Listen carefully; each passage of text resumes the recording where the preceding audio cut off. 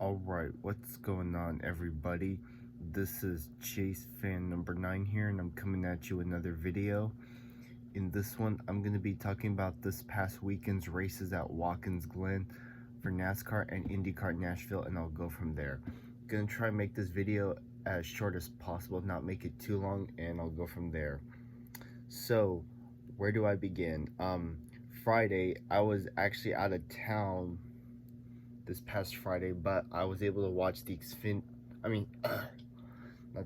the ARCA race from my mom's phone because, as I've said before, the Xfinity app on my phone, I removed it because I didn't want to be dealing with storage too much, or storage issues, I should say. I saw the race was pretty good. It was decent, but I honestly wasn't surprised by the fact that it was another Corey Haim, Ty Gibbs type of show, and considering also the fact that the truck series was racing at the Glen for the first time in 20 or so years, or 20 years I should say, I was not surprised by the fact that there were some Xfinity and truck regulars in the field and cup regulars, but it was mostly a Ty Gibbs Corey Haim type of day. I thought Ty Gibbs was going to be the apparent winner, but it seems he faded out and Corey Haim was able to take the dub. To be honest with you guys, I didn't see the actual finish live, but I saw replays of it afterwards. And I'm like, oh, that's cool, Corey Haim won. There's no doubt that Corey Haim and Ty Gibbs are going to be rivals, or should I say contend for the championship this year, considering that everything that's happened, especially after the last race at Winchester when they both got into each other. So yeah, anyways, moving on. Truck race, despite the crappy start to the race where Ben Rhodes got turned initially, the race overall was pretty decent. Obviously it was, well, considering that the trucks haven't raced there in, as I said, the trucks had not raced at the Glen in 20 years, and it was the first for most of the entire truck field, obviously, and there were several off-track excursions, but it was still good. And then on the one of the restarts during the race, the other ThorSport driver, Christian Eckes, spun after getting wrecked on the restart, but he still managed to continue. And to be honest with you guys, I thought it was Ben Rhodes again, but it turned out to be Eckes when they showed him. You see, the ThorSport trucks like the 98, 99, they need to change up their paint schemes, because Rhodes and Eckes, their paint schemes look so identical, because when Eckes went around, we thought it was Rhodes when it was clearly Eckes. No hate towards Eckes though. Ben Rhodes, he's a much more different story. Anyways, the race was going good. Austin Hill was obviously showing everyone that he was the truck to beat. And then not too long after, the rain comes in and lightning. Well, it wasn't like a freaking downpour, like a deluge. It was just some slight sprinkles, but it was actually the lightning that caused the most problems. And considering the time frame, NASCAR had no choice but to call the race official, and therefore giving Austin Hill his second consecutive win. And with that, the quote-unquote playoff field is set. Playoffs don't belong in NASCAR, everyone.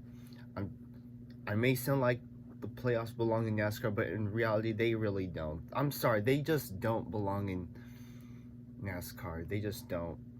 And unfortunately, as a Derek Kraus fan, I just had to wait another year, but it still won't stop Derek Kraus from winning a race. Am I right? Derek Kraus looked promising, but then he wrecked late.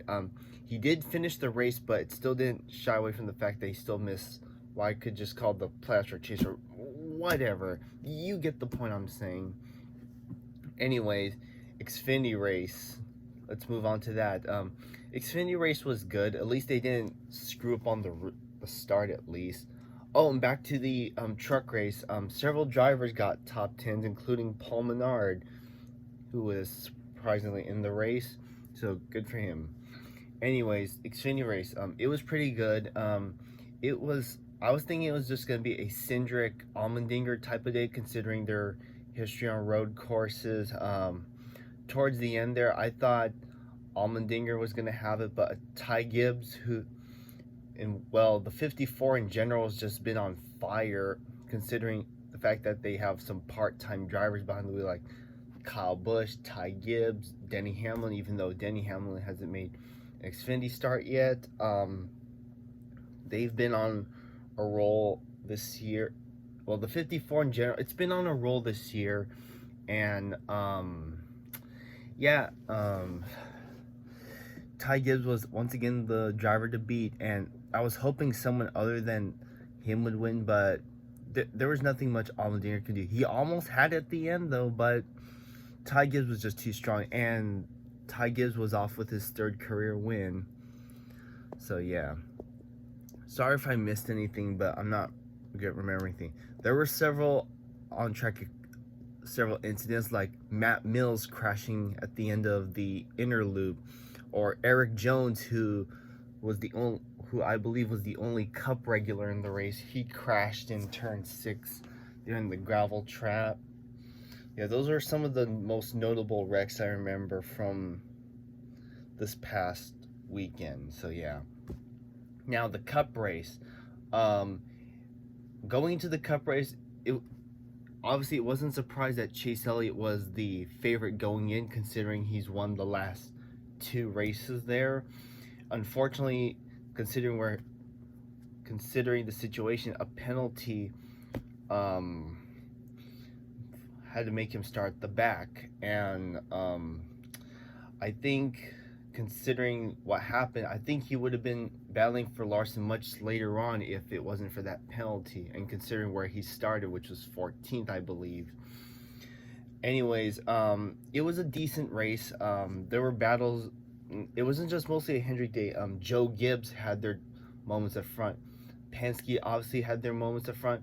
And there was, speaking of Penske, they had pretty much what I guess you can say was a shitty day. I mean, Keselowski wrecked 3 times in the race. The 3rd time he took out his teammate. And then Ryan Blaney wrecked early, but he still managed to continue. And keep in mind, the first wreck, Brad Keselowski spun by himself while he was in the lead. It was because he put too much lockup on the brakes, and he ended up spinning himself out as a result. And then there was that one incident with Kyle Larson getting into Bell. I know deep down that was not intentional. It's either that or, well, I don't know what's going on, but as of late, Larson was trying to call up Bell, but apparently wasn't successful. Maybe they'll try again eventually before this weekend comes around. Anyways, towards the end, all I can say is the only way Kyle Larson won Watkins Glen was because he was not only up at the front, but 2, he was able to beat Martin Truex Jr. off pit road, and that granted him the win. Yeah, he still had to deal with the lap traffic here and there, but still though. I mean, Chase Elliott put on a valiant effort to try and catch him, but just wasn't meant to be.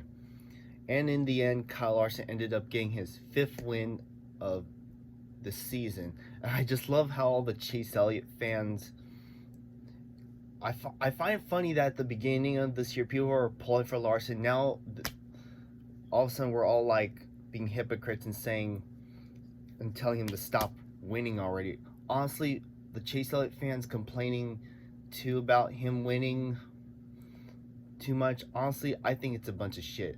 As a Chase Elliott fan myself, you didn't hear me complaining, that's for sure. But anyways, yeah, that's pretty much all I have to say about the Cup race. And for IndyCar at Nashville, it was good. I mean, well, it was pretty much a shit show, pretty much. There were lots of crashes, and Marcus Ericsson winning the race after nearly going airborne earlier. It's just crazy, you know? I hope they come back next year, and I hope they learn some stuff. anyways, that's pretty much all I have to say. Thank you guys for watching. With that, I'll see y'all in my next video. Alright, bye everyone. Also, please let me know what you think down below. Alright, bye everyone.